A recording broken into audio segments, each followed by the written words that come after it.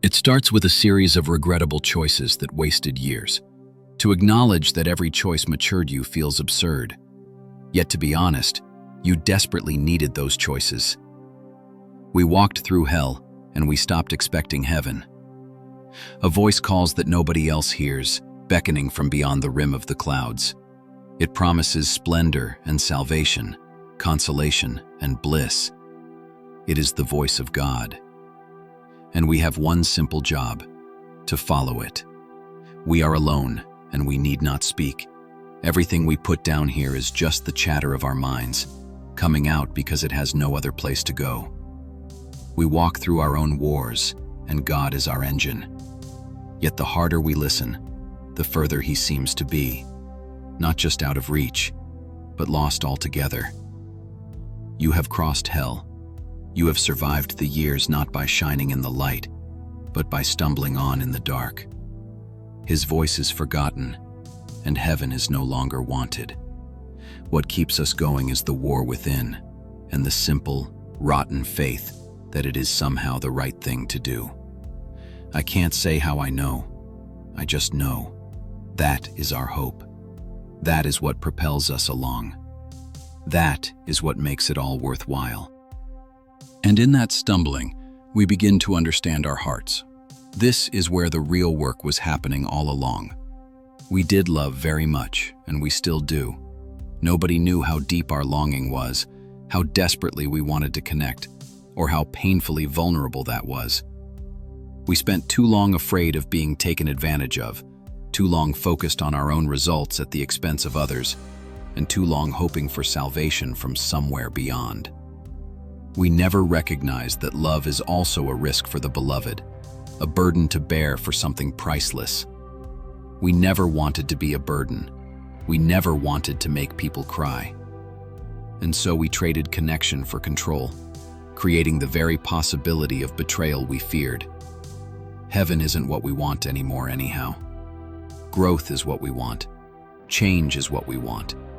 The war within that has altered us most profoundly is not our sexuality, not the traversing of desire and impulse, not the struggle to believe.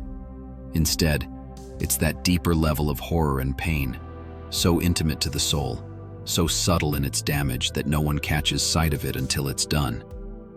It's from this place of brutal honesty that a new perspective can finally take root.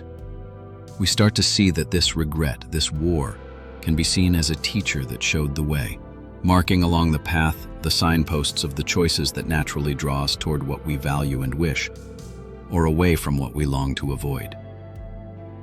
It is a mirror that continually reflects our heart's priorities and motives back to us.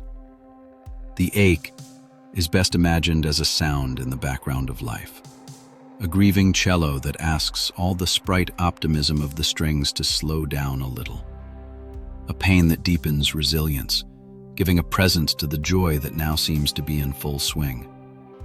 And while the ache supports wiser choices today, the wisdom of tomorrow lies in smaller lessons cautiously spoken through the embers, shining a gentle light into areas of yesterday's life yet to be dearly explored. And when you can see it that way, you realize a profound truth. You can't curse the fire that burned away your weakness. A tree scorched by fire might be the only tree in the entire forest that doesn't shiver at the sudden arrival of winter. Seemingly barren after the flames pass, it is loud and shameless about its laughed-off loss of leaves. Yet many are the bends in its slender but rugged branches, reminders of the storms that it wasn't much ready to face.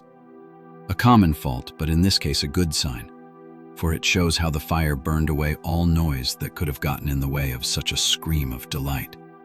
Far from the roaring gluttony of even a small forest fire, it was an insignificant affair, but it served to cleanse an entire hillside. The regret that leaves us more alive today than we were before must be a similar fire, a fleeting border that, if trusted and well crossed, takes us from death to life. So don't regret the war that matured you. That war was the brutal, unasked-for gift that forged you. It didn't give you the answers you thought you wanted. It burned away your need for easy ones. It didn't lead you to a heavenly salvation. It taught you how to walk through hell on your own 2 feet. It didn't make you perfect, but it made you present in your pain, in your love, and in your choices. The person you were before the flames could never have handled the beautiful peace that comes after. That person was too busy looking for a savior in the sky to notice the strength growing like roots from their own broken places. You are not that person anymore. You are the tree that knows winter, the warrior who knows the cost, the soul that finally understands that the deepest growth often looks an awful lot like ruin from the outside. You have been matured. You have been burned clean. Now, live from that place. And don't forget to subscribe and like for more.